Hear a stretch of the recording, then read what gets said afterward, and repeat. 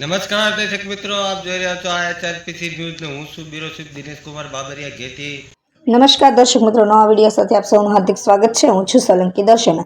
સિહોર તાલુકાના દેવગણા ગામે શહીદ જવાનના પરિવારને 1 કરોડ રૂપિયાનો ચેક અર્પણ કરતા નાયબ મુખ્યમંત્રી શ્રી હર્ષભાઈ સંઘવી નકલસવાદ વિરોધી અભિયાન દરમિયાન નકલસવાદીઓના સાથે થયેલ મુઠભેડમાં ગોળી વાગતા શહીદ થયેલ જવાન શ્રી મેહુલભાઈ નંદલાલાભાઈ સોલંકીને નાયબ મુખ્યમંત્રી શ્રી હર્ષભાઈ સંઘવી તથા કેન્દ્રીય મંત્રી શ્રી નીમુબેન બાંભણીયાએ શ્રદ્ધાંજલિ અર્પણ કરી હતી।